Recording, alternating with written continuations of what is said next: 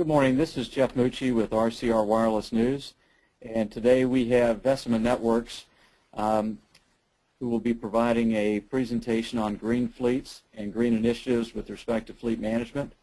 We'll wait a few more minutes, or just a few more seconds, to let some more people join the presentation, and I'll cover a few admin items.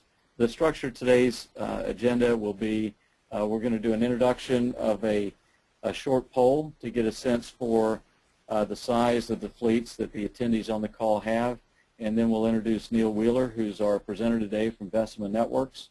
He'll present for 30 to 45 minutes, and then we'll move into a Q&A section.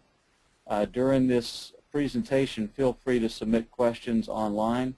We'll be monitoring those questions and, as appropriate, answering those questions, but as we get into the Q&A session at the end, we'll be using some of those questions for Neil to address.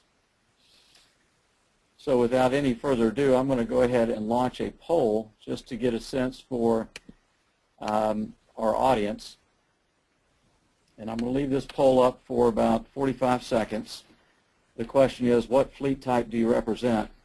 And the options are civic, local delivery, long haul, none of the above, all of the above. And our options under civic, that represents municipalities, cities, federal, state type entities that are managing fleets. So we'd ask the participants to please take a minute to vote and let us know a little bit more about what your fleet looks like.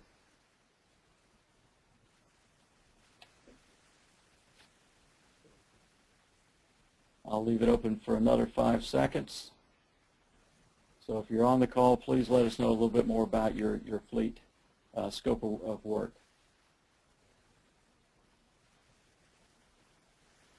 Okay, so I'm going to close the poll now and then display the results. It looks like, interesting, Neil, we've got 11% civic, 11% local, 44% none of the above, and 33% all of the above. So that gives us some sense of who we have on the call today. And what I'd like to do at this point is introduce Neil Weiler, who is with Vecima Networks. Neil, please introduce yourself, talk a bit about your background, and then we can move directly into the presentation. Thank you very much. Again, my name is Neil Weiler. I'm with a company called Vecima Networks. We are a 23-year-old company that specializes in last mile communications. On the wireless side, we make and manufacture a fleet management system that's complete with a device that sits in the vehicle and a portal that displays the information that the device in the vehicle sends back to the mothership, so to speak. So that's Vecima. I'm a long-term professional in telecommunications. I've been in this business for a very, very long time, and have seen many parts of the industry. I've worked for carriers in the cellular and in the landline business. I also am an instructor at the British Columbia Institute of Technology in the technology management discipline. So enjoy that very much, and like to pass on the experience that I've gained in my career. So without further ado, I think we'll get into the presentation. It's entitled Green Fleets and How to Get There, and it'll speak for itself. At the end of this presentation, I will show you a few things on a tool that will help with green initiatives, and speak to it'll demonstrate some of the things that the presentation speaks to. So the agenda then this morning is we'll do the introduction. We'll talk about some of the things that fleet managers are telling us. We'll talk about baseline measurement and why it's important, and then progress to green objectives and tools that help, and then in the end we'll summarize it and then show a brief demonstration of a particular tool that may help to get there. So in the end, so as an introduction, what is green? Well, green is a reduction in fuel consumption is probably the first thing that people think of. So that includes things like reduction in emissions, reduction in carbon footprint, and basically that's what most people think about it. But it should go further than that. The things that contribute to it are also important. Things like reduction in waste, So fuel consumed for no good reason, and also reduction in inefficient practices. So if you can reduce those, then fuel consumption will, as a result, come down. And it's also conforming to and contributing to meeting those initiatives that drive efficiency. And it's broader than what would normally be termed as a green initiative. It's also the efficiency in operating the fleet and understanding how initiatives affect the various measurements that you get out of the fleet management system that will show how well you're doing in those areas. So we also want to talk a little bit about balance. So how to achieve this productivity versus green initiative balance. So the question is, does the organization that you represent believe that productivity, profit, revenues, and survivability rank ahead of greenness, or do they believe the opposite? Do they believe that greenness ranks ahead? Or does the organization recognize that greenness positively affects productivity, revenue, survivability, and that objective? Or again, the opposite of that. So that's an interesting thing to think about with respect to your organization. Which way does your organization lead? Which of those things are important? And it helps you to understand how to manage the fleet in relation to those statements. So we talk a little bit about measurement and management. What it's pretty straightforward set of statements. What isn't measured is very hard to manage. So this certainly applies to green initiatives and fleet management generally. What isn't measured, you can manage, but you manage by experience, you manage by gut feel, and you manage by observation. But none of those things are quite as effective as having really good, solid measurements that you can manage against. Observation may not tell you that invoking an initiative provides a 5% improvement, whereas good measurement will tell you that. So, and the better the information that comes out of these management systems, the easier management becomes. So, if that information is precise and speaks directly to the initiative that you're contemplating, management of all of that becomes much easier. And again, if the tools are easy to use, you use them more effectively. And that's not a small thing. The information needs to be timely and easy to use, and the tools need to be easy to use to get that information. And as well, the fourth aspect of that is that the management information needs to be available when you need it. It shouldn't necessarily be a historical file if you need the information in near real time. And again, it shouldn't be near real time if you need to have 6 months of historical information that you need to use to decide whether your initiatives and management practices are effective. So that information, that set of statements talks to how effective the tools are, and how if the tools are really good and really effective, then management becomes much easier, and that measurement is key to the whole thing. So what is a green initiative again? Well, it's typically less fuel consumed per mile of operation. So what that means is no wasted fuel. And the first thing that most fleet operators and fleet managers think about is no unnecessary idling. That's the easiest thing to look at. But it's a difficult thing to measure without proper management practices. That's the first thing we look at. But it also talks to efficiently maintained engines. Efficiently maintained engines will consume less fuel per mile, and there are good fleet management systems will help ensure that your engines are maintained properly. And it's also things about doing things right the first time. So if for instance, for a civic fleet, if a street sweeper goes down a particular street and hasn't lowered the brushes properly, well, you might have to go back and do it again. Well, that's fuel wasted, and does not contribute to using less fuel per mile of operation. Things like forgetting to deliver all of the parts of a load might cause you to go back and redo things, and that's also part of it. Snowplows that go down a particular street without the plow being down on as low as it can go may cause the vehicle to do it again. And again, that's not doing things right the first time, and that's a very large waste. It may be a larger waste, in fact, than some of the unnecessary idling. And for delivery fleets, route management is really, really key. So to go to point A, B, and C, where in that order, where the more efficient route would be perhaps A, C, and B, to do that kind of route management contributes very much to consuming less fuel for that particular route. Also, it's very important and it can be crucial to know if there's heavy traffic in the route somewhere, and there are tools that will show that, and it will allow you to do route management to avoid heavy traffic situations where fuel will be burned unnecessarily.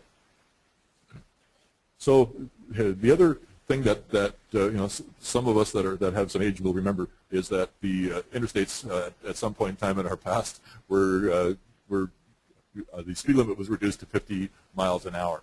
Well, that was totally a fuel consumption initiative, with the fuel preservation initiative. So what does that say about what you might want to do with your fleet? Is there a recommendation for your fleet? And of course, there's always the trade-off between timeliness and engine efficiency. So, at times a high priority load may cause you to exceed whatever speed limit recommendation there might be for your fleet.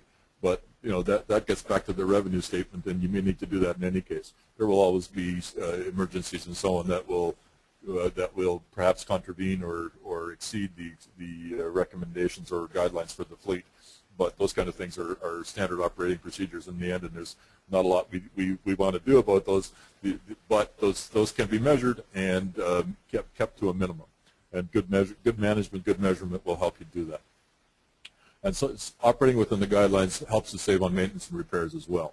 And we'll talk a little bit more about that in some of the slides coming up. So, but certainly operating within the guidelines, if you get the right information about maintenance and so on, and you're able to do repairs in a timely fashion, that's a very, very good thing. So yeah, so we'll talk a little bit about what we're hearing from various fleet managers, I think this is where I contravene the age-old practice from presenters. I'll actually read what's on the slide. So just measuring fuel consumption tells only part of the story, is what one fleet manager says. What if we have a lot more projects and fuel consumption goes up? That doesn't mean our green initiatives are not being followed. And basically what he was saying there is we can invoke anti-idling, and if the only measurement we have is fuel consumption, then we're not telling the story. So that was his statement. The other one says idling times are not enough. I need to know the circumstances around idling. If we just measure that there was a 30-minute idle, or a combination of 6 idles that total 30 minutes perhaps, that person might be waiting in a line to bring a load to a depot. So just measuring the idle times is not enough. You need to know the circumstances to be able to manage it properly and to decide whether or not the idling occurrences were justified or were standard operating procedure. However, we have measured idles that exceed 6 hours that happened at a rest stop. Well, that was obvious that being in summer, the air conditioning was running, but so there needed to be some management around that particular idle time, because that was a lot of fuel. So other statements from fleet manager. One particular fleet manager said, I need to enforce the speed limit for my fleet due to special circumstances. My fleet is sustaining damage, even though they follow the posted speed limit. That particular case was in a northern part of Canada, where the vehicles were traveling at the posted speed that was 60 miles an hour, in Canada's case 100 kilometers an hour, and they were going over frost heaves, bottoming out and damaging oil pans. Well, that's really, really, really inefficient. So for one, you're burning fuel for the tow truck to go find the vehicle that was damaged. You're paying time of an operator that is non-productive, and you end up towing a vehicle away and doing repairs to it where it could be out doing productive work. So what he had in mind was to enforce, and in fact he invoked the speed limit for his fleet that turned out to be 50 miles an hour or 80 kilometers an hour, and wanted to have information as to if any of his vehicles were exceeding that limit. And so the tool that he was using actually provided that for him. So in his case, the overriding theme there was he wanted to avoid the vehicle damage, but it's also a greenness initiative in measuring that fleet over time in fuel consumption and in productive work. So the fourth statement we want to talk about is I need to know if our organization is getting the service we're paying for, and how long is my vehicle waiting for a load, or waiting to unload. In his particular case, it was a civic fleet. The operation was road construction. He had dump trucks waiting for a load from the gravel pit. The gravel pit was operated by an independent operator, and they had a contract in place that specified how long they would wait for a load. He just wanted to make sure they were getting the service they were paying for.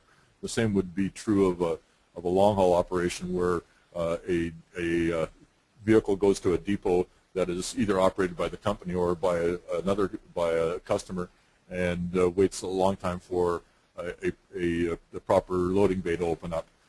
Those kind of things. That's typically fuel that burned that is non-productive, and information regarding that kind of wait time or idle time is key to conforming to the Green Initiative and to ensuring that the fuel consumption is kept as productive fuel consumption.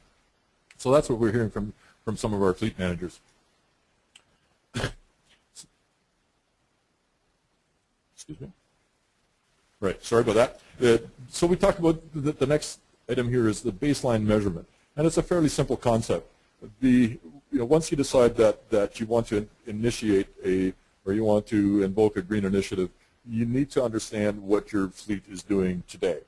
To do that, you need to take a measurement of things like fuel consumption, idle times, and the basic baseline information that you will get from your fleet. This line will be the x-axis of the graph that you produce after you've invoked the Green Initiative and look at the improvements. So without that, you're doing a little bit of guesswork to see if the Green Initiative will be effective for you. It goes back to the statement of that fleet manager that said, my fuel consumption may go up because of other factors, and so getting the baseline measurement before the beginnings of the Green Initiative will certainly help in the measurement. And it needs to be broadly based. Things like the key areas like distance driven, fuel consumption, idle practices, speed measurements, and efficiency measurements are all part of this. And a good fleet management system will provide those for you. You'll see the trend after changing practices or invoking initiatives, and this measurement will, as we said, will be used as the baseline for looking for improvements, and hopefully improvements. If they're not improvements, then we're failing at our task, and we've invoked. But it's a learning exercise and a learning experience. We may have invoked a practice that doesn't lead to improvement, but to worsening of the record. But at least we'll know. So the other things that we talked about, the other initiatives that can be invoked here is limiting idle times, and some of the details around that might be that you might want to report any idle times over 10 minutes. That's perfectly fine. That may be a reasonable measurement for your particular fleet. You may want to report idles for the entire day that total more than 30 minutes, so you could see a trend of some smaller idles and decide whether there's some efficiencies that can be looked at to see if we can reduce those over time. But certainly things like idles over 30 minutes and getting details on them might be something that would be very, very valuable. And in fact, the fourth line of that part of the slide So do you actually want to invoke an auto shutdown operation for your engines? And the reason I bring that up is it's been a recent experience of mine in renting a vehicle in Europe. The car rental company was very kind to me. They upgraded me, and I ended up with an Audi A6 diesel to drive around a greater part of Germany. So the interesting thing about that was that Audi, when I stopped at a stoplight and had my foot on the brake for about 30 seconds or less, maybe 20 seconds, the engine would actually shut off. The tachometer would go down to 0 RPM. And the things that we've always been told about diesel engines, are certainly in my background years ago, was diesel engines should run forever and they should always keep idling. Well, apparently Audi doesn't believe that. And if Audi doesn't believe it, maybe that's something that should be worked into some larger vehicles as well. So that would certainly stop idles. There's no doubt about that, or keep idles to 20 seconds or less. It may be extreme, but there are actually fleets that have asked us about how to invoke a shutdown of an idle exceeding 5 minutes or 10 minutes, because obviously that's a street side idle. That's not traffic idle. So it was an interesting discussion. And the other thing is as we talked about speed limits, should there be maximum for your fleet? Well, perhaps that's up to the decision of the operation. It's more than fleet management there. It could be things like the whole operation side might get involved in that decision, because it may affect delivery times and how many vehicles you need to accomplish the same things if you're going to slow your fleet down. But certainly overspeed events should be reported and should lead to discussion. So whether you decide that there's an artificial or a less than a legal limit to the speed of your fleet, overspeed events, you could set that threshold to the legal limit, and then any overspeed events should be reported and should lead to discussion. Because number one, that's going to be a higher fuel consumption ratio, so there's discussion out of that just makes sense. And again, the reports here are management tools, so that you can teach the operators of the vehicles to conform to company guidelines. So the other part of fuel consumption that is manageable is things like depot weights. The impact is large on the efficiency of the entire organization. So if the depot is for long haul folks, say a delivery depot and at a end of a 4-state drive, or for civic fleets, waiting for maintenance, whatever that depot is, you can manage the depot weights. Those tend to be downtimes. Those tend to be non-productive times, and they can be fuel-consuming times. So there's a lot of things that can be done around depot weights that can contribute a lot to operational efficiency. And the second item there, no unnecessary trips to the shop.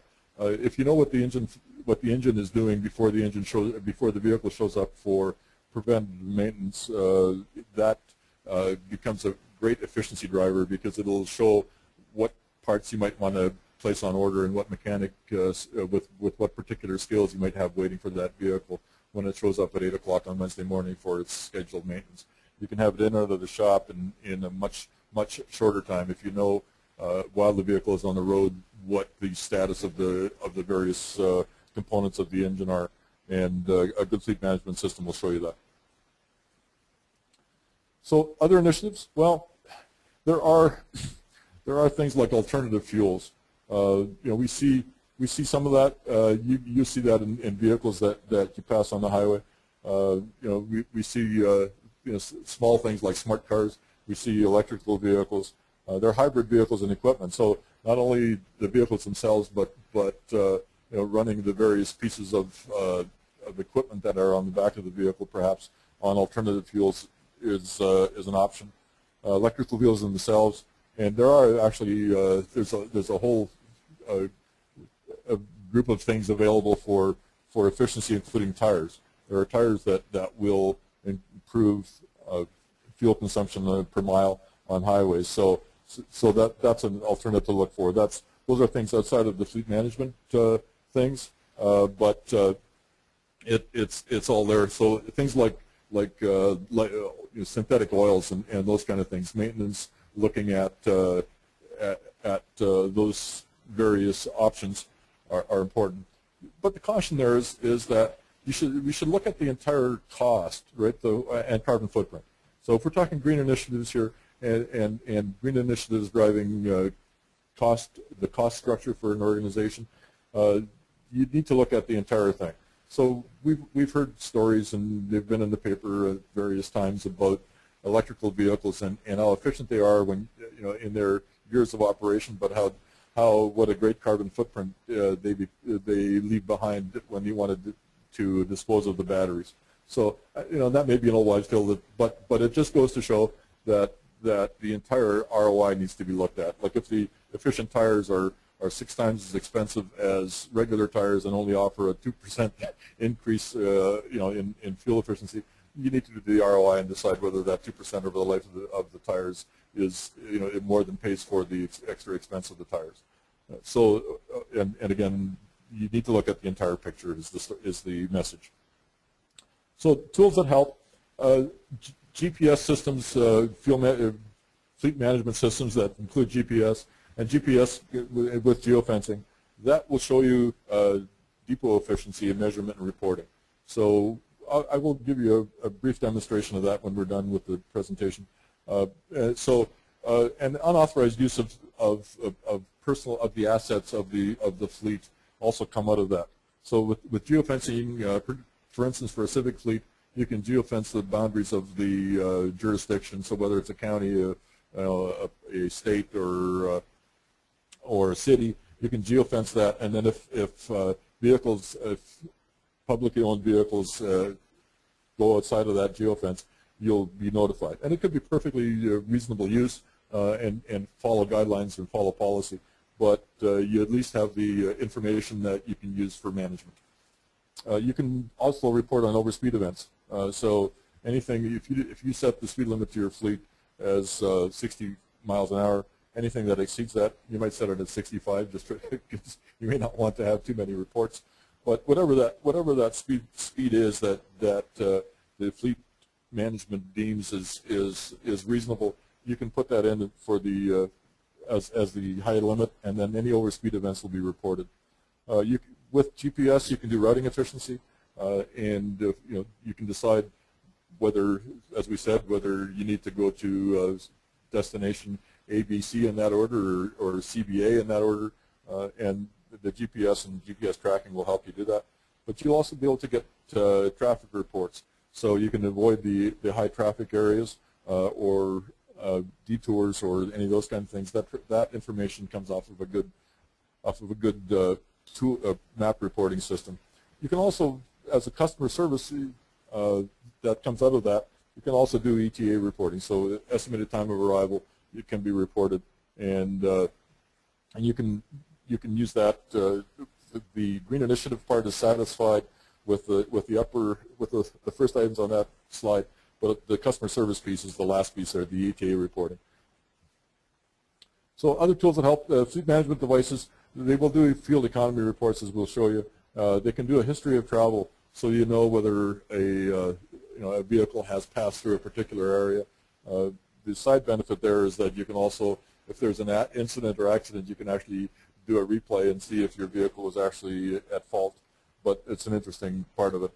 But you can also show inefficient use of the vehicle, so sudden brake and turn events are reported and you can decide whether those were authorized or whether those were justified or not. But sudden brakes tend to indicate that there was some speed involved prior to the sudden brake. So that kind of information will be available so that management can talk to it and talk to the various vehicle operators to make sure that their guidelines are being followed.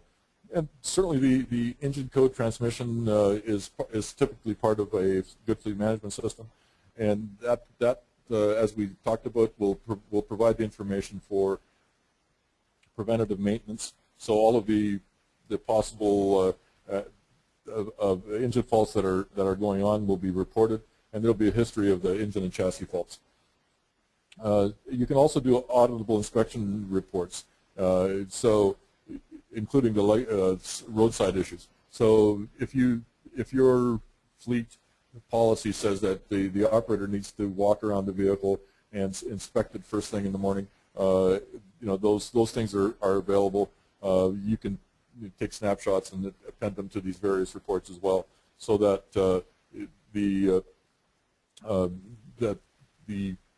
inspection report has some teeth to it. So those things are available as well. And using the tools, well, the alarms and reports should be available when you need them. So certainly in near real time, immediately after occurrence. So that for some of the situations and incidents we were talking about, that's very key. And certainly you should be able to collect them at the end of the day and report if you wish. And then historical, however far back you need to go. If a green initiative was invoked on the 1st of September, you may want to go back and see what happened in the 6 months prior to that, and take an average, and then look at what the effect of the green initiative was from September going forward. And it needs to be auditable. So the information needs to be accurate and timely. So the format must be readable, understandable, and be useful to many functions. That's so the fleet manager, the mechanic, and the operational management need to be able to get information from the system and use it to audit to audit initiatives, and to amend and change things as information comes back that says the initiative that had been invoked wasn't necessarily as effective as it might have been. And it should also give opportunity of a really effective program to make it even more effective. So in summary, and this will finish the slide presentation, success of initiatives without measurement is intuitive, which is also known as guesswork. And that's maybe a little strong statement. Good managers will obviously operate on more than guesswork. But with good measurement, it becomes really obvious whether initiatives have worked or not. The tools must be effective. You've got to be able to get the information out of the tools that you need to understand, that you need to get to understand whether initiatives are working or not, and what the overall health of your fleet is. And if they're not expensive, the management tools are not expensive. Not having them is expensive, and that's the message. And it's a bit of a perhaps a facetious statement, but invoking initiatives and changing practices without measurement before and after it tends to be a little bit of, or it certainly can be a bit of flailing. So if a particular initiative isn't working, the initiative may be changed, whereas it's just not being enforced properly, and the management tools will point that out. So, pardon me, that's the slide presentation. I will now just move over to a brief look at the tool, and I'll show you that right now. So if you look at that, this happens to be Vecima's fleet management portal, and it shows the various things that are going on with the fleet. And the things that are most germane to this discussion is the overall fuel economy. And here we can show what this is a small test fleet that we use as a demonstration. But here's their fuel economy in miles per gallon for the past week. And we can go back and click on this and get it for the past month, today, yesterday, and so on. We can also click on it, and it'll show us the fuel economy and the driving fuel consumed. It also, at the top here, shows PTO fuel and idle fuel. So those measurements are available. If we click on it again, it'll show the 3 vehicles that are being measured for this small test fleet. And you can click on it again, and it'll show what that particular vehicle has been doing on a graph. So that kind of information is there and available. I'll not wait for the graph to come up. Oh, there it is. So it shows over the last week, which is what we've asked for, what the fuel burned is, and so on. And this line up here is fuel consumed. So it shows you a nice graph of what that particular vehicle is doing.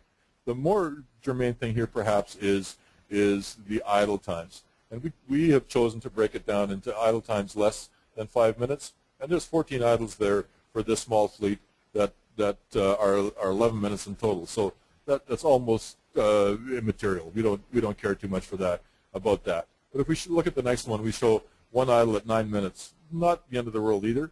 But now we're getting into the stuff where some management will actually take some effect.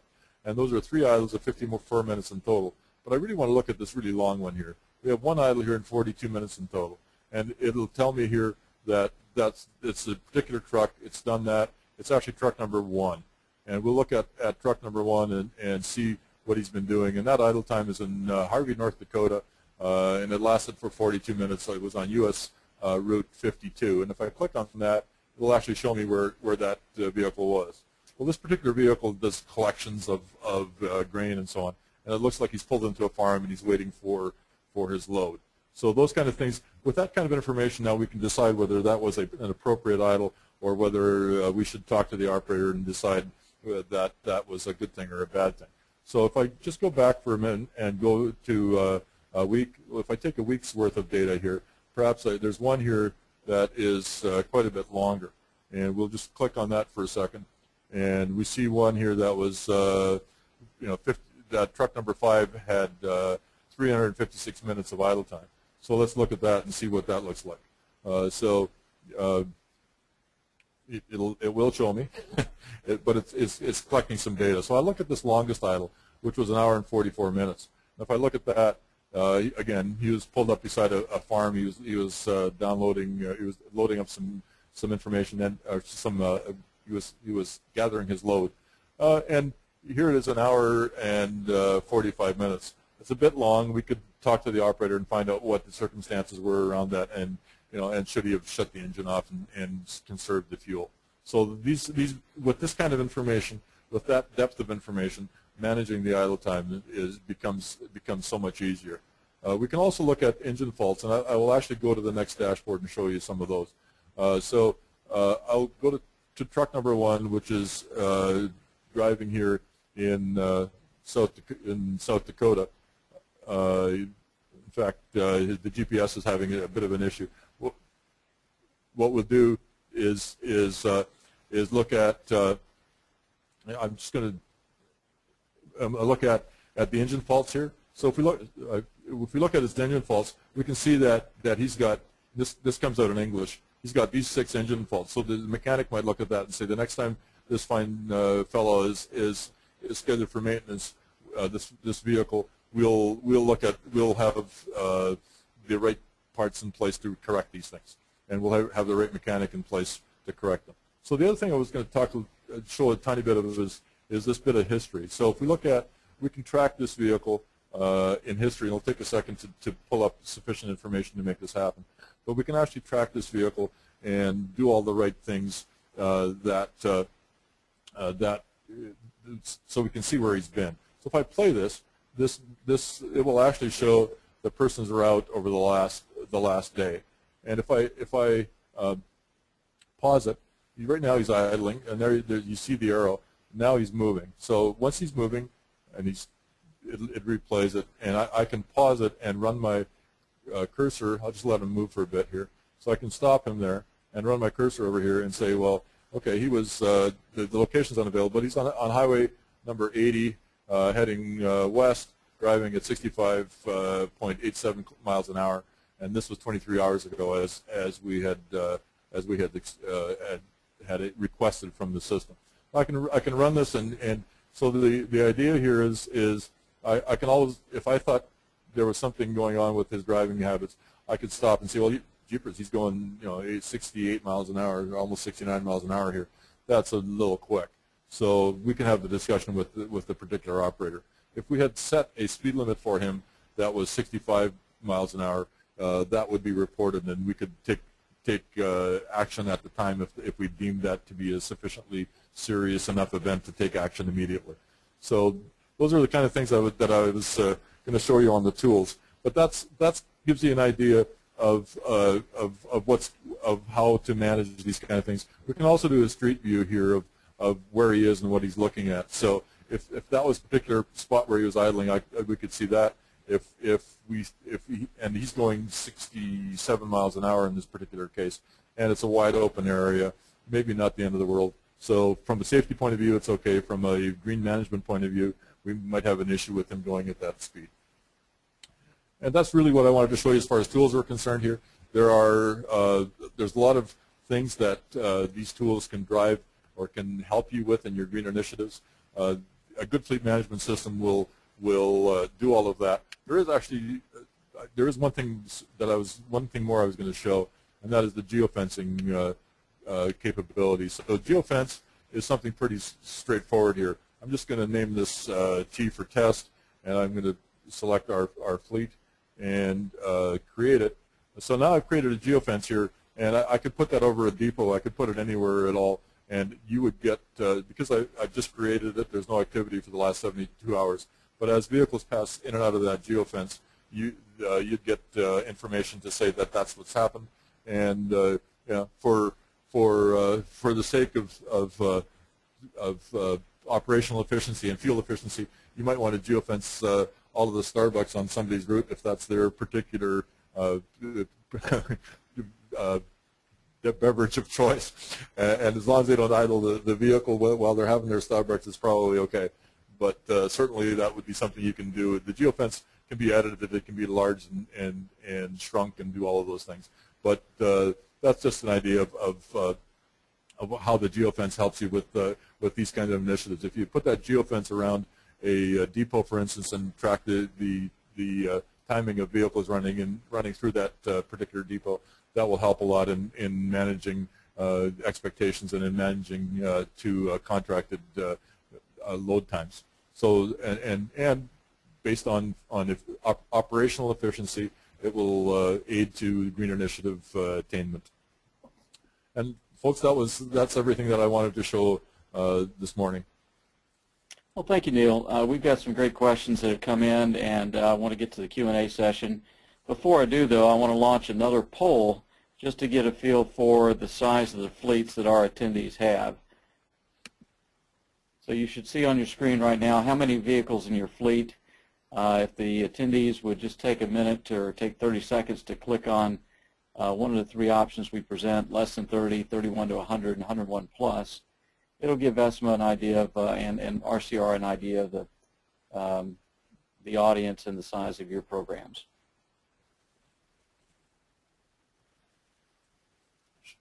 We'll leave it open for another 30 seconds, and then we'll close this down and move to the Q&A.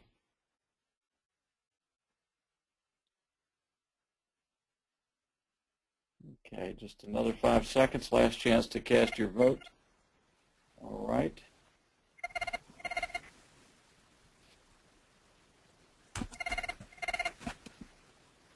So the results I'm sharing with the group now, looks like less than 30, 57%, 31 to 100, 14%, and 101 plus are 29%. And I'll leave these results up while we move over to the Q&A session. So Neil, first question that came in talks about the advantages and disadvantages of using cell phone location versus GPS. Could you maybe talk a little bit about that? Yeah, the question, I guess, is about accuracy of the locator. So the cell phone GPS is fine. Most fleet management systems will go to more true reckoning and so on, and the cell phone itself doesn't provide the engine information or any of those other things. So if you're just interested in the GPS portion of fleet management, the cell phone information will be just fine. But if you're interested in a greater overall picture, including idle times and those kind of things, you need the fleet management system, and the fleet management system tends to use dead reckoning. Okay. And then one of the questions was how appropriate were the tools that you have for bus transit systems? Right, and that's an interesting question, because we do have a particular customer that does bus management, There are excuse me, idle times for bus management are going to add up just because it depends what kind of bus it is. We've talked to city bus companies. We've talked to an airport service, for instance, which has its own unique operational characteristics, and then charter bus systems. So any and all of those have some interesting aspects to them. The idle times for city buses are just plain, unless they're long in duration, are pretty unimportant measurement. You need to look at the long ones to really have any impact on green initiative and so on. However, for city fleets, knowing the engine faults and all that are key to keeping buses on the road and to having to avoiding unnecessary trips to maintenance and so on. These tools work great for that. You can also, if a bus for whatever reason hasn't gotten to a stop in time and is broken down, you'll know long before the general public knows. There's great tools there. For airporters, it's very, very key. The thing that we do, this particular bus company wanted to do was warn give its passengers an ETA as they leave one town or city and go to the next. And with geofencing, we were able to help them send text messages to their next group of customers saying that the bus has just left city A, it's going to be in city B in 25 minutes, and be prepared. What they did as a part of that was when people buy a ticket, they were a required field in the electronic ticket purchase was to provide their cell phone number, and that went into a file, so it was totally automated.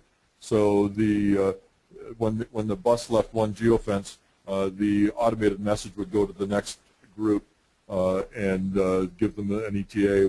Would help with customer service, would reduce phone calls at the other end. The greenness part of it is simply not needing to wait at the other end because the passengers would all be there.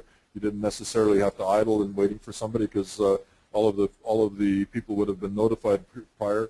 For the charter, the long haul folks, they're really no different than long haul trucking from the point of view of idling times, speed events, overspeed events, engine fault reporting, maintenance reduction, and so on. All of those things apply to the long haul folks. The most unique of those are the city bus systems. The fault reporting and so on is key. GPS is not as key because they tend to have short routes and they tend not to go off of the route very often. You could do geofencing around depots and so on to make sure that people were buses were leaving on time and so on. But that's kind of what we see in the bus systems. Okay. Next question we came in, and I think this is the case, but can real-time alerts be associated to a geofence so the dispatchers are notified immediately of deviations? Yeah, absolutely. Yeah, and good fleet management systems, including ours, will be able to send the alert in different formats. So you can get an email notification, you get a text notification, and you can get notified right on the portal if somebody happens to be manning the portal at the time. So, or monitoring the portal would be a better way to say it, more politically correct. But yeah. You can get all of those, and absolutely, if the dispatcher can be notified immediately on either email or text, whichever is more appropriate to his method of operation, you can be notified immediately. Okay. Can you talk a minute about the implementation of the solution, starting with how the hardware tool connects with the vehicle truck, and then the process of really loading up the dashboard and creating the dashboard? Right. So I believe I can talk to our system particularly, and you certainly understand that most systems will operate this way. The device that sits in the vehicle is typically connected over cellular, because cellular is ubiquitously available and is much less expensive than alternatives like satellite. So cellular connection is given for fleet management systems. The device will come with various cellular modems. So it could be CDMA, it could be GSM, it could be HSPA, and it could possibly be LTE. So any of those are possible. The fleet management systems typically tend not to need the higher speeds, just so as an aside. So the older technologies, some carriers are actually setting aside older technologies like CDMA for M2M communications, where fleet management systems fall into. But the device itself installs in probably 45 minutes. It's typically installed by the mechanic of the fleet, because he understands his fleet better than most, and he's trainable on something like this. It's electrical. All mechanics work with electrical things. So installing this is a pretty much a snap. The first one may take 45 minutes. After that, you're probably down to the 15-minute range. Most of these systems will have, well, all of the systems will have an antenna pack. Most of them will have options on the antenna side so that you can understand, you can measure the cellular strength and make sure that your device attaches properly. The vendor of the system, in our case, Vecima, will do the implementation at the portal end. So the portal is available in the cloud, and IDs and passwords are provided, as many as the customer needs. And the devices are defined to the particular fleet.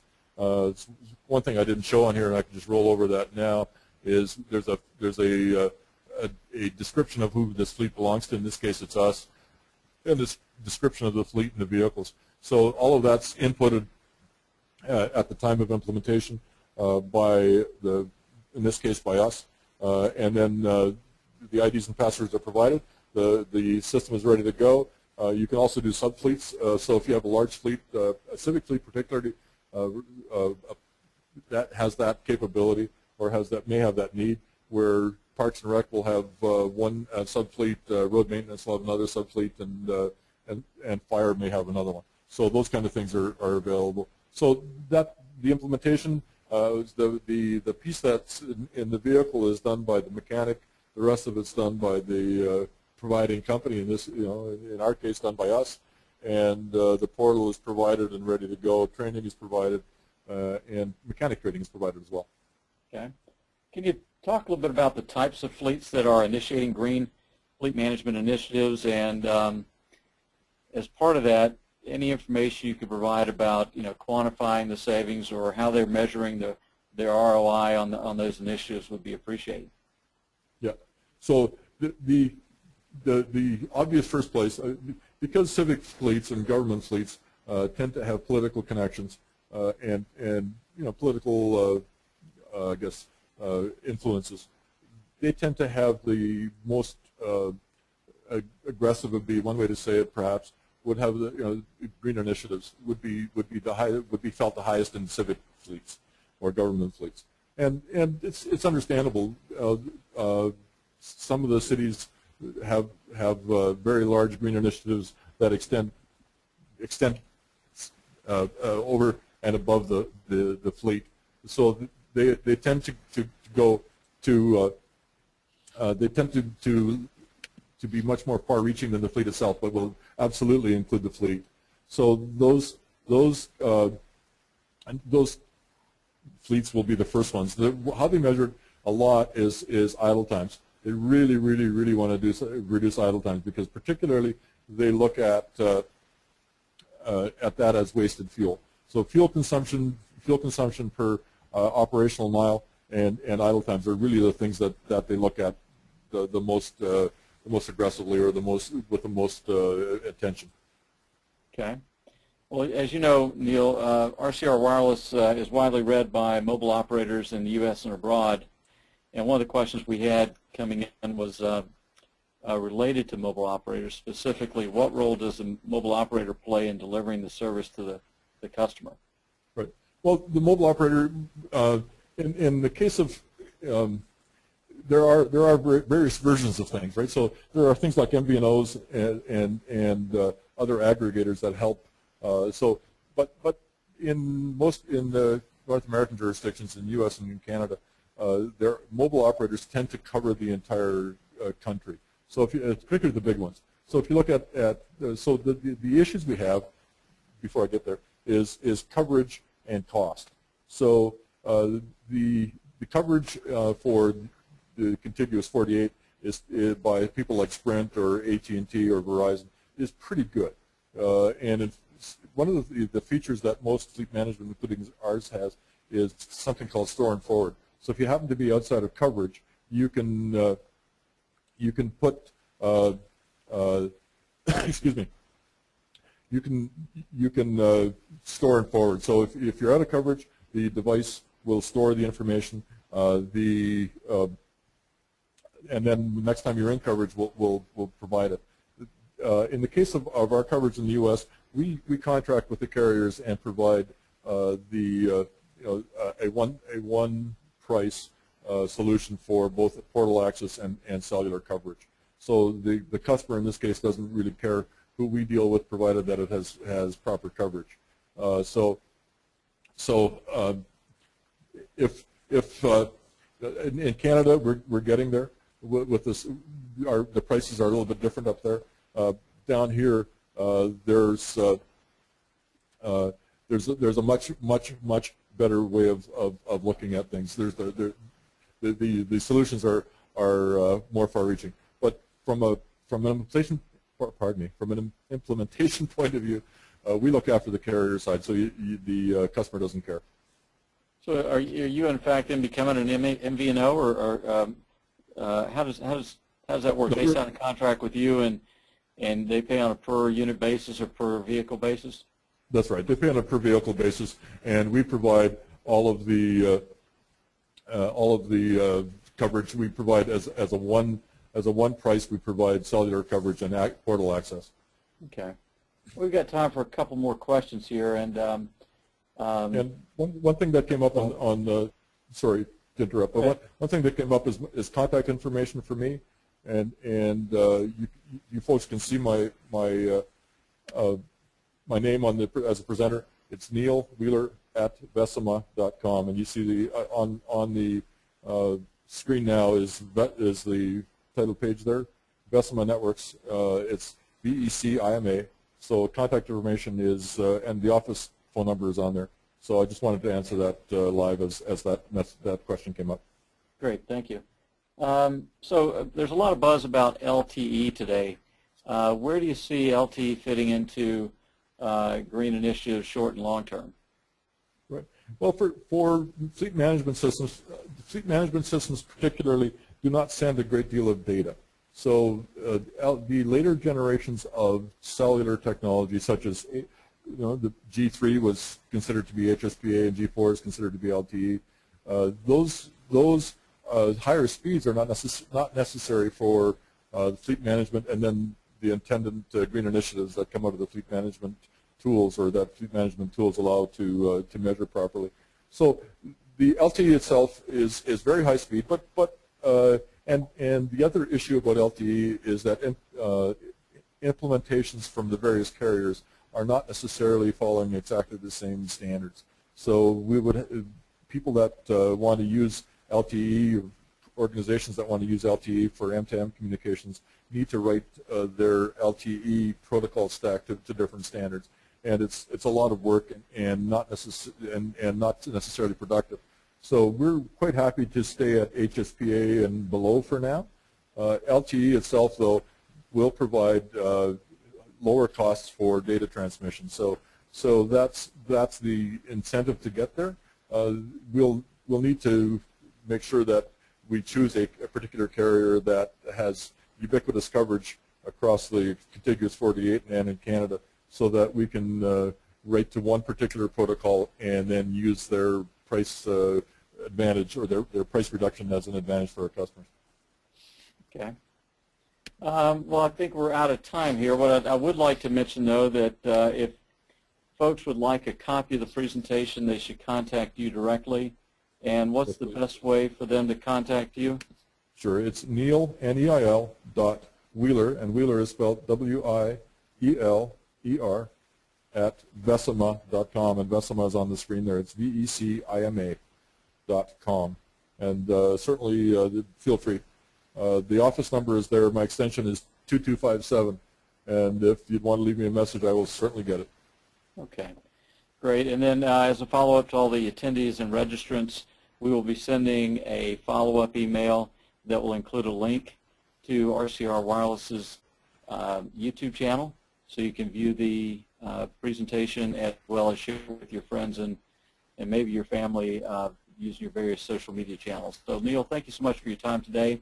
And if anybody has questions, please contact RCR or Neil directly at the information he's provided. So that's very good. Thank you very much for the opportunity. I appreciate it very much. Thank you, Neil. At this time, we'll conclude the webinar. The